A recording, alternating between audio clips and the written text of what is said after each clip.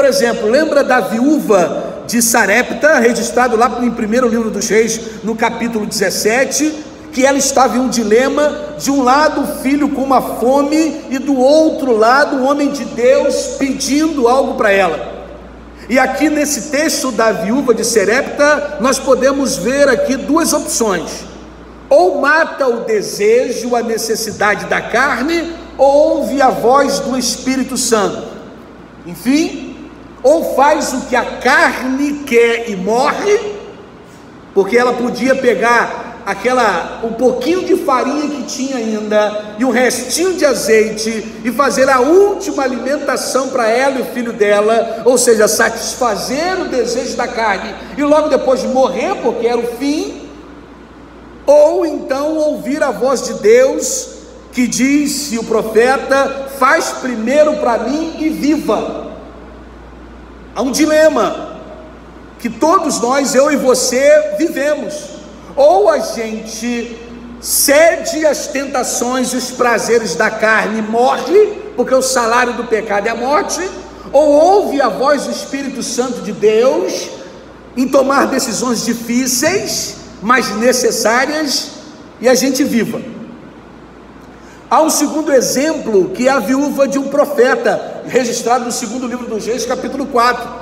Essa viúva, diz a Bíblia, que ela precisava de um milagre, mas Eliseu, interessante essa parte, que Eliseu não orou por ela. Antes, Eliseu instruiu a usar o que ela tinha em casa, que era um pouco de azeite, para despejar nas vasilhas que ela conseguisse emprestada com as vizinhas.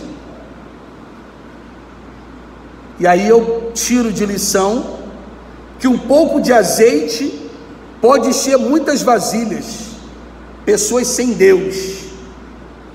Precisamos então pegar as vasilhas vazias, levar a Deus em oração e enchê-las desse evangelho.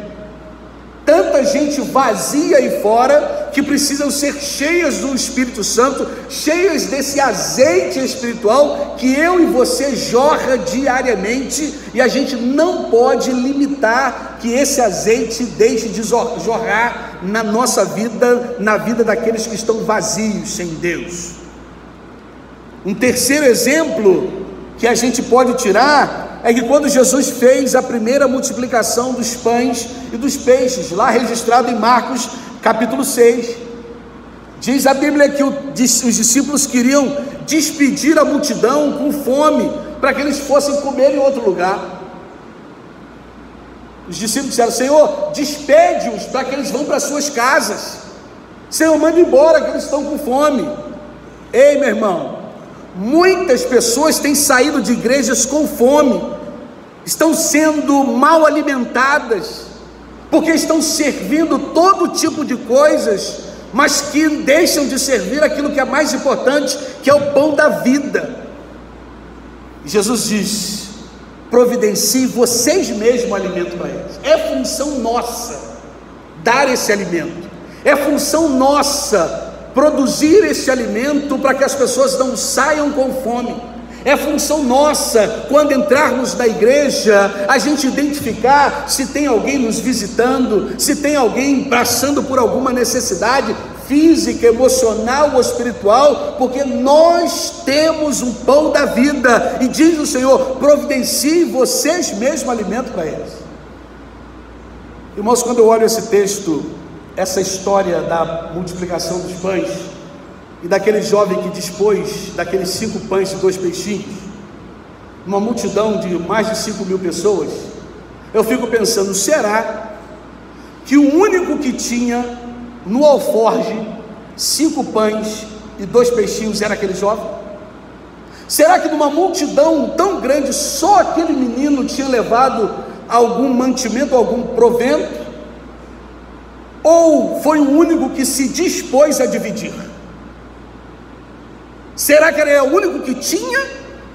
Ou era o único que se dispôs a dizer: não, eu tenho aqui que eu posso fazer a minha parte, eu posso doar o meu, para ajudar as outras pessoas? Ei, meu irmão, ninguém tem tão pouco que não pode dividir. É a nossa função. Quantos pães você tem? A Bíblia diz no versículo 38 desse texto de Mateus, diz a Bíblia que, lançando mão do que possuímos, Jesus disse aos discípulos: quantos pães você tem? Vão verificar. E aí a Bíblia diz que aquele jovem se dispôs a abrir mão do seu para dividir com outros.